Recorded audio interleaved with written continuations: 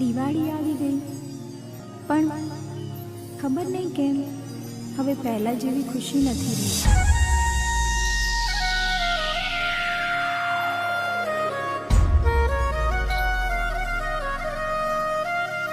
હો દિવાળી આઈ મારી આંખો ભરાઈ,